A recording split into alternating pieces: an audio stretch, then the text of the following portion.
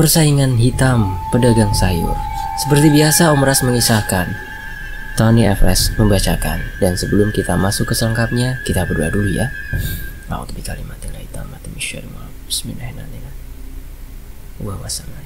Allahumma shalli ala Muhammad. Ini dia selengkapnya.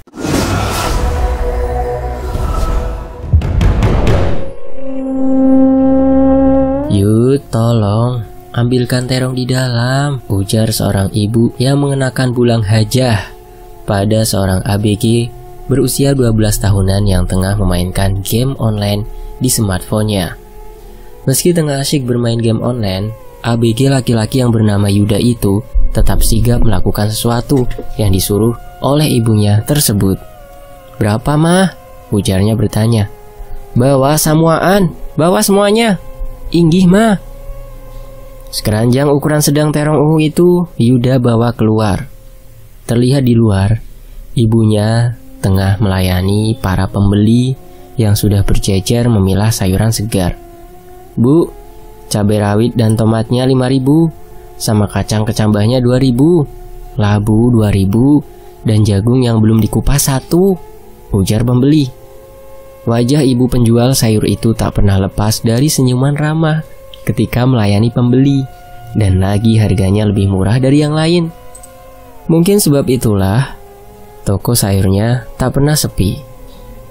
Di sisi lain, ketika toko sayur itu sudah hampir tutup, Hajah Mariah didatangi oleh seorang bapak-bapak pemilik toko sembako di dekat pasar ikan di ujung. "Bagaimana, Ji?" tanya bapak itu pada Hajah Mariah, si pemilik toko sayur. "Baru saja saya akan ke rumah Pak Haji untuk membicarakan masalah toko itu. Saya sudah ada uang dan kita bisa langsung mengurusnya hari ini." Lelaki itu mengangguk dengan bibir tersenyum. Memang saat itu usaha Hajah Mariah sedang naik-naiknya. Ia juga berencana untuk membuka satu lagi toko sayur di dekat pasar ikan, toko milik Pak Haji. Pak Haji sendiri menjual toko itu dengan harga yang sangat miring, dikarenakan beliau butuh biaya untuk pernikahan anak perempuannya, dan kesempatan tersebut tak disia-siakan oleh Hajah Mariah yang berkeinginan membuka toko sayur baru. Singkat cerita, 3 minggu telah berlalu. Kini 2 toko sayur milik Hajah Mariah semakin ramai. Tidak jarang saingan-saingannya di pasar sampai merengut ketika melihat beliau lewat. Rajaki itu sudah diatur Allah, takarannya sudah pasti pas. "Wan larisnya denganku, kadada mengurangi rajaki buhan ikam." Begitu kata Hajah Mariah. Kalau dalam bahasa Indonesianya, rezeki itu sudah diatur Allah, takarannya sudah pasti pas, dan larisnya daganganku tidak akan mengurangi rezeki kalian.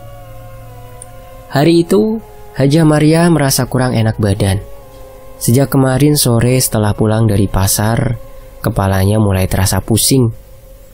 "Mama hari ini gak jualan?" tanya Yuda. "Enggak, Nak. Kepala Mama sakit sekali." Yuda mengangguk. Ia kemudian berjalan ke dapur, berniat untuk membuatkan ibunya bubur dan teh hangat.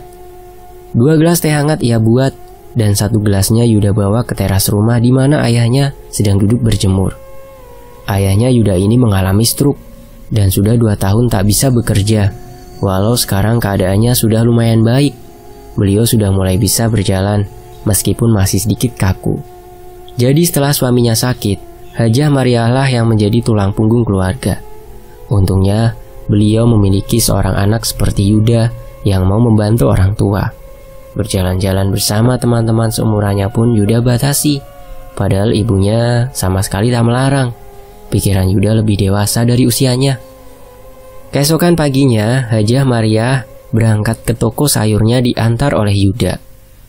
"Belikan makanan untuk Abah Muyud," ujar Hajah Mariah pada Yuda yang akan segera berbalik untuk pulang. "Iya." Hajah Mariah berjalan menuju tokonya. Ia melihat sebagian toko di sana belum buka. Bahkan sebagian pedagang baru saja datang. Kret, brak, suara pintu toko yang mulai dibuka. Tiba-tiba saat ia sedang menyusun sayuran segarnya, punggung Hajah Mariah ditepuk dengan sangat keras oleh seseorang. Plak! Seketika Hajah Mariah merasakan sesuatu yang aneh dan berbeda. Apapun yang dikatakan oleh orang yang berada di sampingnya itu, beliau dengan sukarela menuruti. Bahkan perhiasan dan uang cash yang berada di dalam tasnya untuk membayar sayur pada penyuplai pun ia berikan semuanya. Dan ketika orang itu pergi, Hajah Maria hanya berdiri mematung tak sadar. "Kenapa, Ji?" tanya bapak-bapak penjual kue saat melihat Hajah Maria mematung dengan tatapan kosong. Barulah ketika ditegur oleh bapak-bapak itu, Hajah Maria seperti tersadar dan langsung mencari-cari orang yang tadi berada di sampingnya yang meminta semua uang serta perhiasannya. "Pak, lihat orang yang tadi bicara sama saya. Uang saya habis, Pak, dibawa orang itu." "Saya baru datang, Ji, dan saya sama sekali tidak melihat siapa-siapa di samping Haji. Bagaimana bisa semua uang dibawa orang begitu saja? Memangnya itu pembelikah atau bagaimana?" Hajah Maria tak menjawab pertanyaan si bapak. Dengan tangan gemetar, beliau mencari-cari ke dalam tasnya, berharap uangnya masih ada.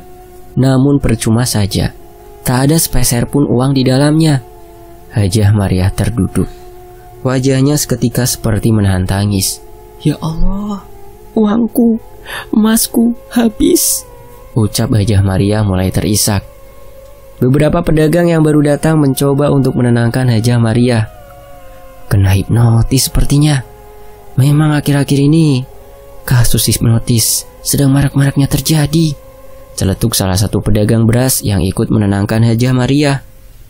Setelah Hajah Maria sedikit lebih tenang, salah satu pedagang di pasar yang mengetahui rumah Hajah Maria pun mengantar beliau pulang. Yuda yang sedang memandikan ayahnya itu kaget begitu melihat ibunya pulang diantar oleh seseorang. "Kenapa, Ma?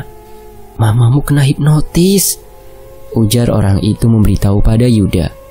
"Astagfirullah, tapi Mama gak kenapa-napa kan?"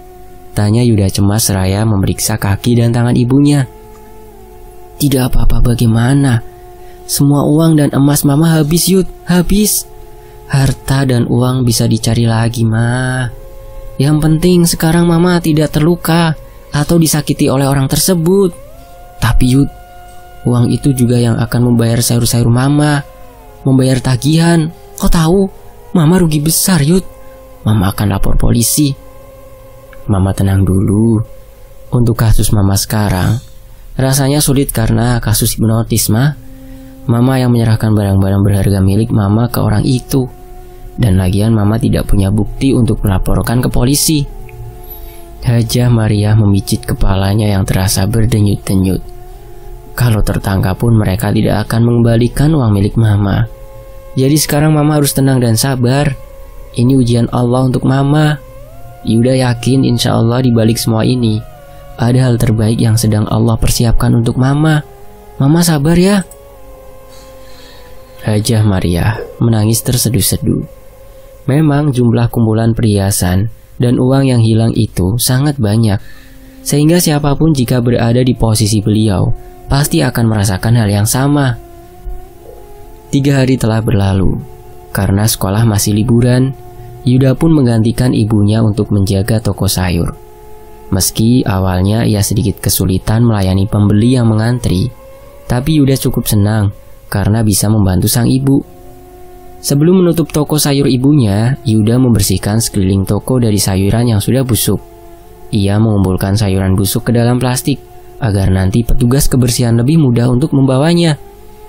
Namun, ketika mengangkat tempat baskom air, Yuda menemukan gundukan tanah dan beberapa paku berkarat di dalamnya.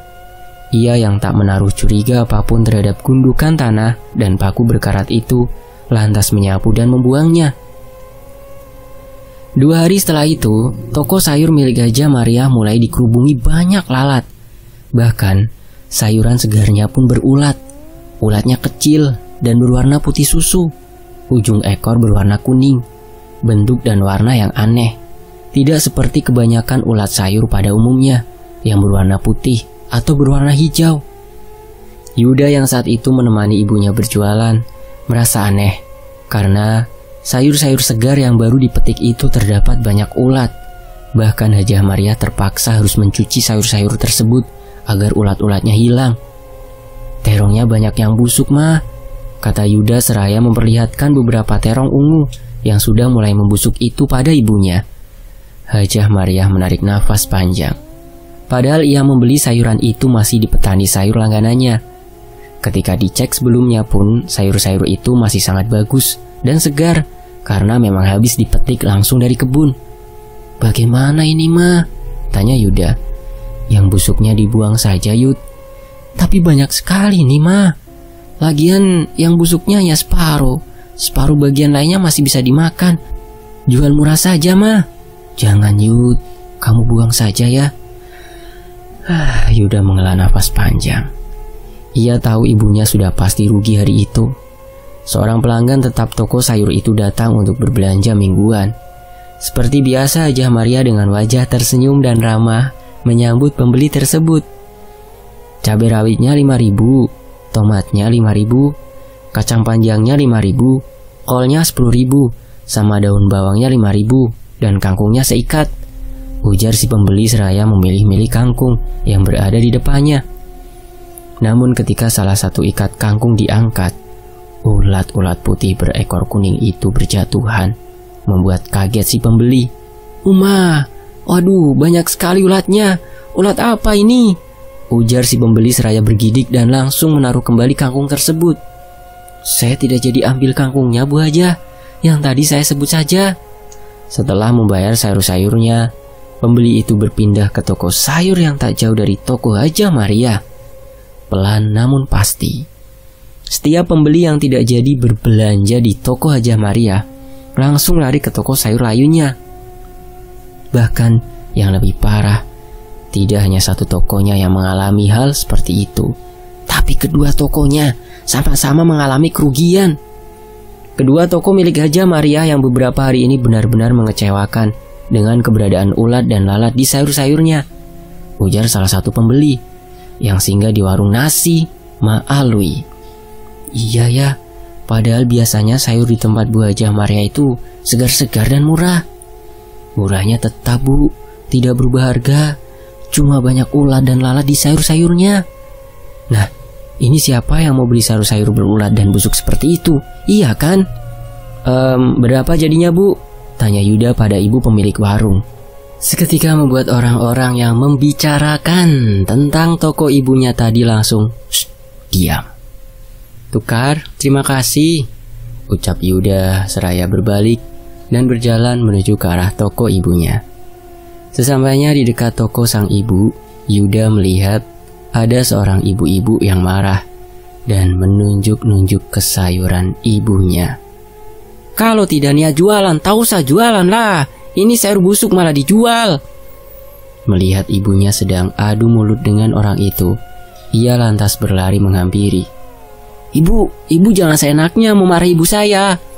Kami pun tidak tahu penyebab sayur-sayur cepat busuk seperti ini," ujar Yuda berdiri di dekat ibunya. "Kok anak kecil tahu apa? Jangan ikut campur urusan orang tua." "Saya tidak ada niat ikut campur, Bu. Tapi ibu sudah keterlaluan sekali pada ibu saya." "Sudah, Yud, masuk," ujar Hajah Mariah. Yuda menghela nafas panjang sebelum akhirnya ia masuk ke dalam toko. "Mama mau kemana?" tanya Yuda ketika melihat ibunya sudah siap-siap akan pergi meninggalkan toko. "Mama mau ke rumah petani sayur itu. Mama tidak bisa begini terus-terusan. Mama rugi, Yud." "Aku ikut, Ma," ujar Yuda. "Kau di sini saja, Yud. Tidak usah ikut." "Aku harus ikut, Mama. Aku takut Mama kenapa-napa kalau pergi seorang diri." "Ya sudah kalau begitu, Yud. Kamu tutup saja tokonya," ujar Hajah Mariah. Singkatnya, setelah menempuh perjalanan sekitar setengah jam, mereka pun akhirnya sampai di rumah si petani sayur.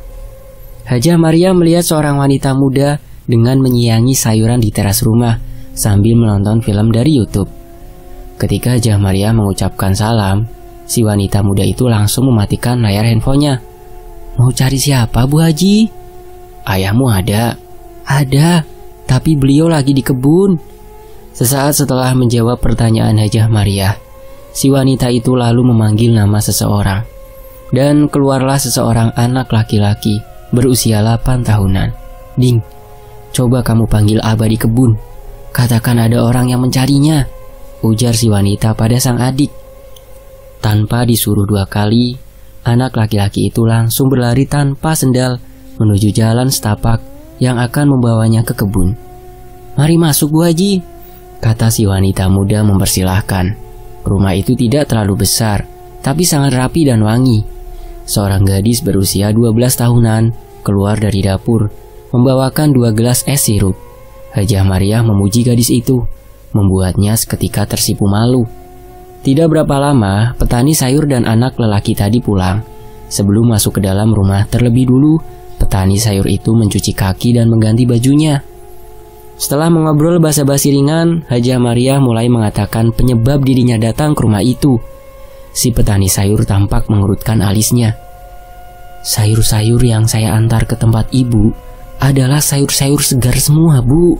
Dan kami sangat menjaga kualitas sayur yang akan dijual itu. Tapi sungguh, Pak, ketika sayur-sayur itu sampai di toko saya, hampir semuanya rusak dan busuk. Saya juga heran, karena biasanya sayur di tempat Bapak ini memang bagus-bagus." Petani itu terdiam. Beberapa kali ia menghela nafas panjang. "Mah, waktu Mama habis kena hipnotis itu kan aku jualan sendiri. Saat aku membersihkan sekitaran toko, aku melihat ada gundukan tanah dan beberapa paku berkarat. Apa jangan-jangan itu..." "Kapan itu tepatnya ditemukan? Setelah sayur-sayur ibumu cepat busuk atau sebelumnya?" tanya Pak Petani. "Sebelum, Pak. Dan 2 hari setelah itu, sayur-sayur Mama jadi berulat dan sekitaran toko juga banyak lalat bangkai." "Kenapa kamu baru cerita sekarang, Yud?" "Maaf, Ma, tapi aku benar-benar tidak tahu saat itu. Bahkan aku tidak curiga sedikit pun. Dan baru sekarang aku sadar, Ma." "Kalau memang benar-benar usaha saya diganggu orang, kira-kira bagaimana ya, Pak, agar bisa seperti semula lagi? Akhir-akhir ini saya rugi sekali." "Setahu saya, kalau usaha kena guna-guna seperti itu, cuman orang-orang tertentu saja yang bisa membersihkannya, Bu," ujar bapak petani tersebut. Hajah Mariah menghela nafas panjang. "Kalau ibu mau cek sayur-sayur saya di kebun, mari Bu, saya antarkan, biar ibu juga tahu bagaimana keadaan kebun saya." Yuda dan ibunya mengikuti si bapak petani berjalan menuju ke kebun sayurnya. Sesampainya di sana, mereka berdua tampak berbinar melihat perkebunan sayur yang cukup luas terpampang di hadapan mereka.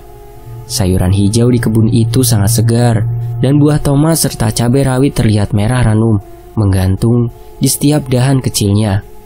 "Wah, banyak sekali," gumam Yuda. Sayuran hijau di kebun itu sangat segar, dan buah tomat serta cabai rawit terlihat merah ranum menggantung di setiap dahan kecilnya. "Wah, banyak sekali," gumam Yuda. Hajah Mariah memeriksa beberapa sayur, dan sayur-sayur itu sama sekali tidak ada ulat seperti ulat yang ada pada sayur di tokonya. Walaupun ada, ulat yang berada pada sayuran di kebun itu berwarna hijau, dan itu pun adanya cuma di daunan sawi dan kangkung. "Samakah, Bu, ulatnya dengan ulat di sayur ibu?" "Beda, Pak. Ulat di sayuran saya itu berwarna putih susu, dan ujung ekornya berwarna kuning." "Ulat seperti apa itu ya, Bu? Tidak pernah melihatnya saja saya." Setelah itu, Hajah Mariah dan Yuda pun berpamitan untuk pulang. Sepanjang jalan mereka berdua mengobrol tentang guna-guna tersebut. Yuda berusaha mencari tahu cara untuk menghilangkan guna-guna di toko mereka melalui internet, dan sebagian sudah dicobanya, tapi tetap saja tak ada perubahan. "Loh, Bu Haji, bukannya kemarin-kemarin itu bilang kalau rezeki sudah ada takarannya dan larisnya daganganmu tidak mengurangi rezeki kami?" "Ya, ibu bisa berkata seperti itu karena dagangan milik ibu ya Haji, laris manis terus. Tapi lihat sekarang, sepertinya malah berbalik ya, Bu," ujar seorang ibu-ibu penjual sayur lainnya. Hajah Mariah tak menanggapi perkataan saingannya tersebut. Kini ia sadar, perkataannya dahulu mungkin sudah menyakiti hati para pedagang di sekitarnya. "Saya minta maaf atas perkataan saya dulu yang telah menyakiti perasaan kalian semua," ucap Hajah Mariah. Salah satu penjual sayur itu mencibir. Di sisi lain, Toko yang baru saja dibeli Hajah Maria pada Pak Haji itu pun terpaksa ditutup dan rencananya akan segera ia jual untuk mengembalikan modal yang hilang karena sayuran busuknya. Hajah Maria sampai ungut andam, melamun, pusing, memikirkan kelanjutan usahanya itu. Hingga suatu hari, ia bertemu lagi dengan Pak Haji di pangkalan ojek. Hajah Maria langsung menceritakan tentang usaha yang hampir gulung tikar pada Pak Haji. Memang pedagang di tempat kita ini bersaing secara hitam. Sebelum toko saya itu dijual, saya juga pernah mengalami sendiri. Berbulan-bulan sepi, bahkan saya harus beberapa kali pinjam uang untuk modal usaha. Sampai akhirnya saya mulai berikhtiar untuk membersihkan toko. Alhamdulillah setelah itu toko saya kembali laris lagi. Bagaimana caranya, Pak? Saya diusulkan menemui seorang kenalan penjual beras di samping pasar itu, Ji. Kalau tidak salah nomornya masih saya simpan. Sebentar saya cari dulu. Pak Haji memicingkan matanya menatap ke layar handphone agar lebih jelas membaca biji per biji huruf pada nama kontaknya. Nah, ini ketemu. Cepat catat, Ji. 0856 sekian-sekian. Ujar Pak Haji seraya mulai menyebutkan angka nomor dari orang yang dia maksud. Sudah, Pak Haji, terima kasih, ucap Hajah Maria. Sama-sama, Ji. Kita sama-sama pernah dijahili pedagang lain, jadi kita memang sudah seharusnya saling bantu. Di sisi lain, Yuda baru saja pulang sekolah saat itu. Ia melihat sang ibu masih berada di dalam kamar. Tubuhnya terserang demam tinggi. Ayahnya pun sudah kelaparan karena belum makan siang. "Ma, ini bubur dan teh hangat. Mama makan dulu ya. Setelah makan, Mama minum obat. Yuda mau masak dulu buat Abah." "Yud, iya Ma, terima kasih ya." "Terima kasih apa, Ma? Kayak orang lain aja. Aku ini kan anak Mama dan Abah. Sudah seharusnya aku berbakti pada orang tua. Bukan hanya pada saat orang tuaku sehat, tapi di saat sakit pun aku harus merawat kalian semampuku." Hajah Maria tersenyum bangga mendengar jawaban sang anak. Malam itu, di saat Hajah Maria bermimpi buruk, ia bermimpi dikejar-kejar seekor anjing hitam ketika baru saja selesai sholat. Bahkan mukenanya pun masih lengkap terpakai. Anjing hitam itu bermata merah dan bertubuh besar. Lebih besar jika dibandingkan dengan anjing-anjing pada umumnya. Ketika tertangkap oleh anjing tersebut, Hajah Maria langsung berteriak. Teriakannya yang melengking nyaring itu sampai membuat Yuda yang sedang lelap-lelapnya tidur seketika terbangun. Ia bergegas lari ke kamar sang ibu dan mendapati ibunya sudah bangun dengan wajah pucat dan keringat dingin yang membasahi tubuhnya. "Mama kenapa?" tanya Yuda cemas. "Mama mimpi dikejar anjing, Yud. Anjing hitam besar." "Gak apa-apa, Ma. Itu cuma mimpi. Mungkin tadi sebelum tidur Mama lupa baca doa." Hajah Maria membenarkan perkataan Yuda, karena ia memang selalu lupa baca doa sebelum tidur. Keesokan harinya, badan Hajah Maria sudah sedikit enakan. Ia duduk di teras rumah bersama sang suami. Beliau menelpon nomor kontak yang diberikan Pak Haji yang tak sempat ia hubungi. Obrolannya bersama laki-laki yang di seberang telepon itu tampak serius dan berjalan cukup lama, hingga akhirnya lelaki di ujung telepon itu menyanggupi untuk menemui Hajah Maria. Sepulang Yuda sekolah, mereka berdua berangkat ke tempat yang dijanjikan oleh Hajah Maria pada lelaki yang diteleponnya tadi. Sesampainya mereka di tempat itu, terlihat seorang lelaki yang mengenakan sweater berwarna ungu muda tengah duduk di atas kupi merah. Meskipun Hajah Maria yakin itu orangnya, tapi beliau tetap menelpon lagi untuk memastikan. "Maaf, saya kira bukan kamu orangnya. Habisnya masih muda ternyata." Lelaki itu tersenyum. "Maaf memintamu bertemu di sini ya. Karena di rumahku suasananya tidak nyaman untuk mengobrol. Maklumlah, setiap hari aku ke pasar. Jadi tidak sempat beberes dan ini saja baru sembuh dari demam. Mana anak-anak sudah mulai masuk sekolah lagi. Jadi Yudaku ini juga sibuk. Biasanya memang dia ini yang bantu-bantu mamanya beberes rumah," cerita Hajah Maria. "Oh ya, tenang saja. Yang kita bicarakan di telepon tadi itu bagaimana?" "Kalau mau itu ada prosesnya, Bu. Dan saya bisa memindah namakan minyaknya hanya pada malam Senin dan Jumat. Di hari atau di malam lain seperti ini tidak bisa. Hajah Maria mengangguk. Saya mau yang sama seperti Pak Haji, untuk membersihkan toko dan juga untuk menjaga toko agar tidak dimaling orang lagi. Bisa Bu, saya hanya butuh nama lengkap Ibu. Nanti Jumat ini saya antarkan ya.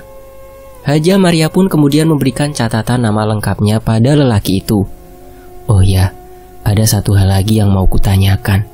Apa kamu juga bisa membaca mimpi? Tanya Bu Hajah. Lelaki itu tertawa. Mimpi seperti apa itu Bu? Tanyanya kemudian. Di mimpi itu, aku baru selesai sholat dan masih mengenakan mukena ketika seekor anjing hitam besar bermata merah mengejar-ngejarku. Lalu apa di mimpi itu? Ibu lari menghindari kejaran anjing tersebut? Iya, aku berlari dengan masih mengenakan mukena. Tapi anehnya, tak seorang pun yang mau menolongku dari kejaran anjing hitam itu. Sampai akhirnya, anjing hitam tersebut berhasil menerkamku. Aku terbangun dengan keringat dingin yang membasahi sekujur tubuhku. Benar-benar mimpi yang mengerikan. Dari yang pernah saya dengar, mengatakan anjing hitam itu bermakna penyakit, Bu. Dan ibu bilang saat dikejar anjing itu, ibu mengenakan mukena. Mukenanya berwarna apa, Bu? Mukenanya berwarna putih. Lelaki itu menghela nafas panjang.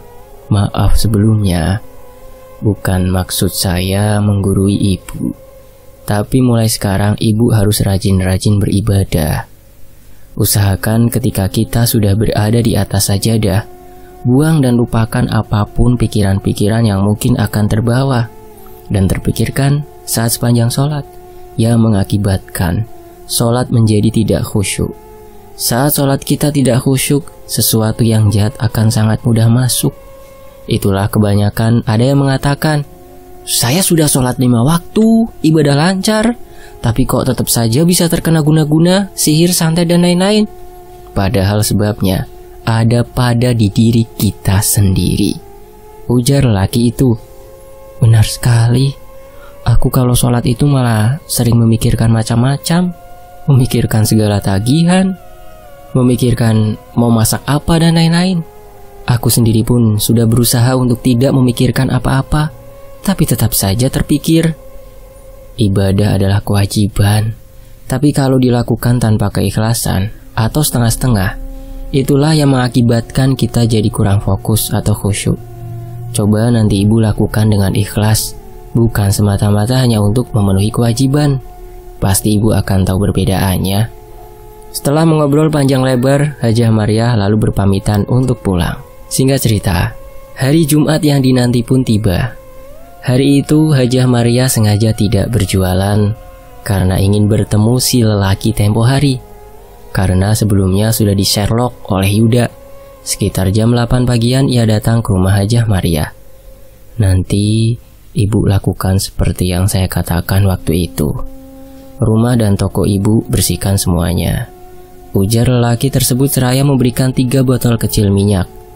Hajah Maria menerimanya dengan senang hati. Baik, terima kasih banyak ya. Semoga usahaku lancar lagi. Amin. Malam-malam Hajah Maria ke tokonya untuk menyiramkan air yang sudah dicampur dengan minyak itu di sekeliling toko. Setelah itu, sepanjang malam ia tak bisa tidur, memikirkan apa yang akan terjadi besok. Keesokan harinya, Hajah Maria pagi-pagi sekali sudah berangkat ke toko. Ia dengan penuh semangat menyusun sayuran ke atas meja. Sepintas tak ada yang berubah. Tapi, sayuran yang biasa berulat ketika mulai dirapikan di atas meja, kini masih terlihat segar dan bagus. Tidak berapa lama, datanglah beberapa orang yang ingin membeli sayurnya. Orang-orang itu tampaknya baru kali ini ke toko sayur milik Hajah Maria. Mereka mengecek setiap sayur dan saling berbicara dalam bahasa Jawa. Rupa-rupanya, orang-orang ini adalah pemilik rumah makan yang baru buka sekitar 3 km dari area pasar tersebut. Setelah tawar-menawar harga, mereka membeli banyak sekali sayur mayur segar dan cabai serta tomat untuk membuat sambal. Pagi itu, Hajah Maria mendapatkan rezeki yang tak terduga banyaknya dari pelanggan pertamanya tadi. Semoga begini seterusnya, harap Hajah Maria. Sekitar pukul 8-an, orang-orang yang berbelanja mulai memadati pasar. Padahal saya ingin beli sayur di sana, tapi di sini sepertinya lebih segar, ujar salah satu ibu-ibu yang membawa tas anyaman.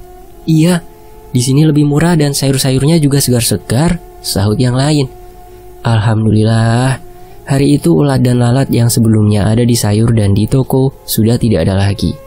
Meskipun ada ulat hijau di beberapa sayur, tapi itu wajar dan masih bisa dimaklumi. Sejak saat itu, perlahan-lahan toko Hajah Mariah mulai kembali laris lagi. Hingga sampai di suatu hari, Hajah Mariah jatuh sakit. Dan di bagian punggungnya muncul bisul sebesar permukaan piring yang digunakan untuk alas gelas kopi. Ukuran yang lumayan besar untuk bisul. Beliau tak bisa berbaring dengan posisi terlentang. Karena bila terlentang, bisul di punggungnya akan terasa sangat sakit sekali. Sudah hampir 1 minggu lebih keadaan Hajah Mariah seperti itu. Beliau tak enak makan ataupun berjualan. Hari itu, lelaki yang tempo hari membantu beliau datang ke rumahnya karena ditelepon oleh Yuda. Sudah berapa hari begini? Sudah lebih dari seminggu. Permisi ya bu, kalau diizinkan saya ingin melihat bisulnya. Hajah Mariah mengangkat sedikit bajunya dan bisul besar itu terlihat jelas oleh si lelaki. Ini bukan bisul bu, tapi semacam kiriman orang. Kami menyebutnya panah tarung. Apa itu bisa disembuhkan kak? Tanya Yuda. Panggil Amang saja, ujar lelaki itu. Iya mang, insya Allah bisa disembuhkan. Kebetulan malam ini malam Jumat. Amang akan kemari lagi nanti malam, ujar si lelaki. Iya mang, terima kasih mang, ucap Yuda. Karena waktu yang begitu mepet, si lelaki itu pun segera berpamitan untuk pulang. Di sisi lain, Yud, tolong kompres dengan air es Yud. Rasanya panas sekali dan nyut-nyutan, pinta Hajah Mariah dengan wajah yang meringis. Meski saat itu Yuda sedang makan, ia tetap bergegas membuatkan kompresan untuk ibunya. Sekitar pukul 9 malam, lelaki itu datang lagi ke rumah Hajah Mariah. Ini namanya minyak 1000 tawar, dan bisa untuk mengobati penyakit-penyakit seperti ini, kata si lelaki itu. Dari tadi kata mama panas mang, area bisul itu, makanya aku kompres dengan air es. Barulah mama merasa sedikit nyaman, ujar Yuda. Yuda membantu mengangkat baju ibunya agar lelaki itu lebih mudah untuk membaluri bisul ibunya dengan minyak yang dia bawa. Saat olesan pertama, tubuh Hajah Mariah seperti kaget. Dan pada olesan ke-7, ia tak merespon lagi. Besok pagi kamu oleskan lagi ya Yud. Bisa juga dicampur dengan minyak urut atau air, ujar lelaki itu berpesan pada Yuda sebelum ia pergi. Baik mang, sekali lagi terima kasih banyak. Nanti kalau sudah kempes kamu hubungi Amang ya, biar Amang kesini lagi untuk memagari ibumu. Yuda mengangguk cepat. Dan tepat di hari Minggunya, bisul Hajah Mariah pun kempes. Karena setelah dioleskan dengan minyak itu, keesokannya langsung pecah. Tentu Yuda langsung menelpon si lelaki untuk memberitahukan kabar baik itu. Hajah Mariah sedang makan ketika lelaki tersebut datang. Beliau menyambutnya dengan sangat baik. Yang kamu bilang panah tarung itu sudah kempes, cairannya sudah keluar semua, ujar Hajah Mariah. Alhamdulillah kalau begitu bu, saya senang mendengarnya. Dan rencananya kalau ibu berkenan, malam ini saya akan memagari ibu, agar yang menimpa ibu sekarang ini tidak terulang lagi. Lelaki itu berada di sana hingga malam hari. Ia memandikan Hajah Mariah sekaligus memagar dan membuat orang-orang di sekeliling beliau menjadi kasihan dan hilang niat jahat terhadapnya. Rasanya segar dan tubuh seperti ringan tak ada beban. Tidak pernah aku mandi dan merasakan seperti yang kurasakan saat ini, ujar Hajah Mariah. Sementara itu, Hajah Mariah berangsur-angsur sehat kembali.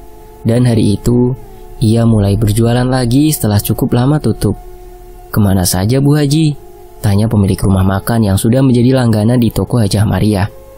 Aku sakit, dan baru beberapa hari ini pulihnya. Aduh, kasihan Bu Haji.